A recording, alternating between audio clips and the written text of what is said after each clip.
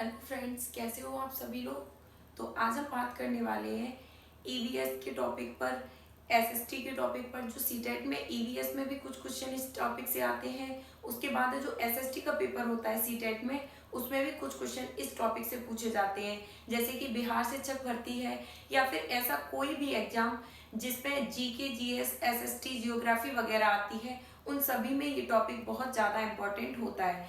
तो सबसे पहले बात करते हैं हमारे इकोसिस्टम की, यानी कि जो पारिस्थितिकी तंत्र होता है, इकोसिस्टम होता है, वो क्या होता है और हमारे वातावरण पर जो हमारा पारिस्थितिकी तंत्र है उसका क्या प्रभाव पड़ता है।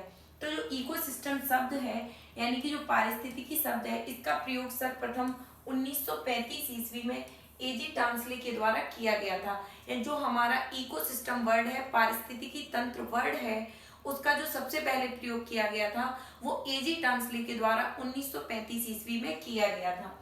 उसके बाद है पारिस्थितिकी तंत्र को अंग्रेजी में इकोसिस्टम कहते हैं, यानी कि जो पारिस्थितिकी तंत्र शब्द होता है उसको अंग्रेजी भाषा में इकोसिस्टम कहा जाता है, जिसे संक्षिप्त रूप में, यानी कि जिसका ब्रॉड रूप या व्यापक रूप होता है, उसे पारितंत्र कहा जाता है। यानी कि जो हमारे इकोसिस्टम का ब्रॉड रूप होता है, जिसे संक्षिप्त रूप में कहा जाता है, उसे संक्षिप्त रूप में पारितंत्र कहा जाता है। जीव की प्रकृति व उसकी कार्यात्मक इकाई का अध्ययन ही पारितंत्र कहलाता है। यानी कि जो हमारे वातावरण में रहने वाले जीव जंतु होते हैं, उन सभी की जो कार्यात्मक इकाई होती है, एक दूसरे से इंटरकनेक्ट करके जो कार्य किया जाता है, उसी के अध्ययन को हम पारितंत्र कहते हैं। दूसरे शब्दों में कहा जा सकता है जैविक व अजैविक क्रिया के मध्य अंतः क्रिया का वैज्ञानिक अध्ययन पारितंत्र कहलाता है। यानी कि जो हमारे वातावरण में सजीव चीजें, निर्जीव चीजें, यानी कि जिन्हें जैविक और अजैविक जो तत्व पाए जाते हैं, उन सभी के बीच में जो अंतः क्रिया होती है, जो इंटरकनेक्ट होके जो कार्य करते हैं, जो कार्य प्रणाली सुचारू रूप से चलती है, उसी को इकोसिस्टम कहा जाता है। तो जो हमारा इकोसिस्टम होता है, इसके कितने पार्ट होते हैं, यानी कि जो इकोसिस्टम होता है इसके कितने कंपोनेंट्स होते हैं। तो जो इकोसिस्टम है इसके मुख्य दो कंपोनेंट्स होते हैं। नंबर एक पे बात करते हैं, वो होते हैं जैविक कंपोनेंट्स, और दूसरे होते हैं अजैविक कंपोनेंट्स, यानी कि जैविक घटक और अजैविक घटक। तो जो जैविक घटक होते हैं उन्हें 3 पार्ट्स में डिवाइड किया जाता है, यानी कि जो जैविक घटक होते हैं उन्हें 3 पार्टों में डिवाइड किया है। नंबर 1 पर है उत्पादक, नंबर 2 पर है उपभोक्ता और नंबर 3 पर है अपघटक। ये उत्पादक, उपभोक्ता या अपघटक, ये क्या क्या होते हैं और हमारी जो कार्य प्रणाली है, हमारे जो वातावरण पर इनका प्रभाव पड़ता है, वो किस प्रकार से पड़ता है। तो सबसे पहले, और जैसे जो दूसरे घटक होते हैं वो कौन कौन से होते हैं, एक तो होते हैं जो अजैविक घटकों में होते हैं, जो निर्जीव चीजें होती हैं, उनमें होते हैं भौतिक कारक। भौतिक कारक कौन से होते हैं, उनका क्या प्रभाव पड़ता है। दूसरे होते हैं अकार्बनिक कारक, तीसरे होते हैं कार्बनिक कारक। तो सबसे पहले हम बात करते हैं अपने जैविक कारकों के बारे में। जो जैविक कंपोनेंट्स होते हैं, जो जैविक घटक होते हैं, उनका हमारे इकोसिस्टम पर क्या प्रभाव पड़ता है। तो उसमें जो फर्स्ट नंबर पर है वो है उत्पादक, यानी कि ये उत्पादक क्या होते हैं, इन्हें क्या कहा जाता है, ये किस प्रकार से कार्य करते हैं।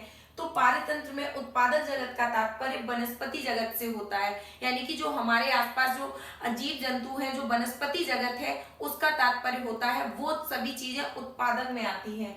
वनस्पति जगत ऊर्जा सूर्य से प्राप्त करते हैं, यानी कि जो हमारे हरे पेड़ पौधे होते हैं, ये सभी चीजें जो ऊर्जा सूर्य से प्राप्त करते हैं, वह कार्बन डाइऑक्साइड को वायुमंडल से प्राप्त करते हैं। जो हमारा वनस्पति जगत होता है, वो जो ऊर्जा प्राप्त करते हैं, उन्हें जो रहने के लिए, उन्हें जीवन जीने के लिए जो एनर्जी प्राप्त होती है, वो सभी सूर्य से प्राप्त होती है। और कार्बन डाइऑक्साइड जो कि वो ग्रहण करते हैं, उसे वो सभी लोग वायुमंडल से प्राप्त करते हैं। मृदा से खनिज व जल प्राप्त करके भोजन का निर्माण करते हैं, यानी कि वो हमारे वातावरण में मिट्टी से खनिज व जल को प्राप्त करके अपने भोजन का निर्माण करते हैं। यानी उन्हें जीवित रहने के लिए जो भोजन बनाना होता है, उसमें उन्हें सूर्य से उन्हें ऊर्जा प्राप्त होती है, वायुमंडल से कार्बन डाइऑक्साइड प्राप्त होती है। जो जमीन होती है, उस पर जो मिट्टी है, जो मृदा है, वहां से वो जल और अपने खनिज लवणों को प्राप्त करते हैं। इसी कारण इन्हें स्वपोषी जीव कहा जाता है, यानी कि जो पौधे होते हैं वो अपना भोजन स्वयं बनाते हैं, इसी कारण इन्हें फर्स्ट उपभोक्ता या फिर इन्हें स्वपोषी जीव कहा जाता है।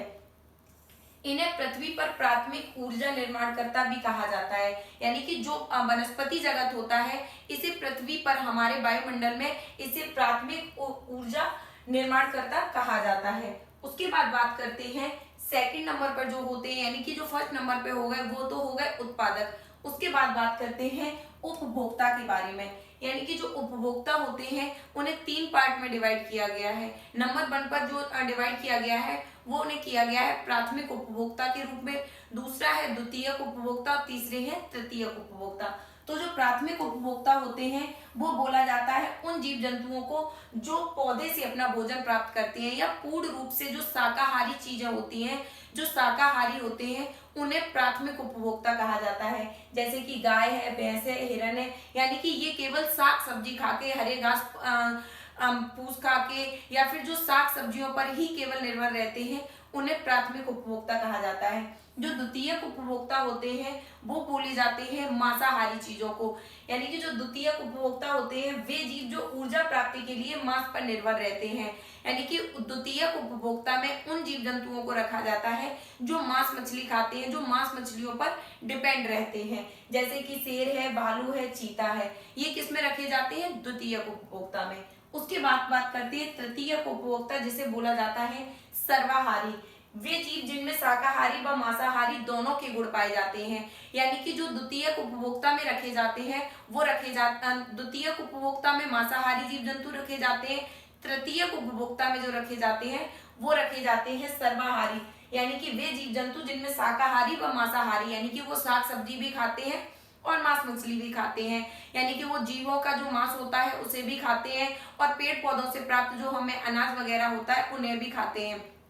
तो उनको रखा जाता है सर्वाहारी में या तृतीयक उपभोक्ता में, जैसे कि मनुष्य है, कुत्ता है, यानी इत्यादि चीजें जो मांसाहारी और शाकाहारी दोनों प्रकार की होती हैं। उसके बाद बात करते हैं हमारे जो थर्ड कंपोनेंट्स होते हैं उनको क्या कहा जाता है। जो थर्ड कंपोनेंट्स हैं उन्हें बोला जाता है अपघटक, यानी जो अपघटक होते हैं वो कौन कौन से होते हैं? तो अपघटक का मूल रूप कवक और शैवाल, यानी कि ये दोनों चीजें अपघटक में आती हैं। वो चीजें जो हमारी पृथ्वी पर कोई भी ऐसी चीज, चाहे वो पेड़ पौधे हो, चाहे वो मांस मछली हो या किसी भी मृत पशु पक्षी जीव जंतु, सड़ी गली कोई भी चीजों को सड़ा गलाकर नष्ट कर देते हैं उन्हें अपघटक कहा जाता है। जो अपघटक होते हैं वो जो चीजें होती हैं जो मृत पाई जाती हैं या फिर जो जीव जंतु मर जाते हैं या फिर जो घास फूस खाना वगैरह जो बचता है जिसे हम लोग फेंक देते हैं तो जीव जंतुओं के द्वारा कुछ खा लिया जाता है, बची हुई जो चीजें होती हैं उन्हें पुनः रिसाइकिल करके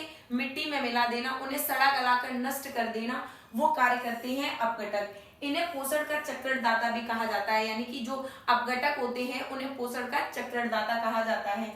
इन्हें मृतपोषी, यानी कि ये मृतक चीजें, यानी जो चीजें डेड हो चुकी होती हैं उन चीजों को खाते हैं, व अपरदभोजी भी कहा जाता है। जो हमारे अपघटक होते हैं उन्हें मृतपोषी या अपरदभोजी भी कहा जाता है।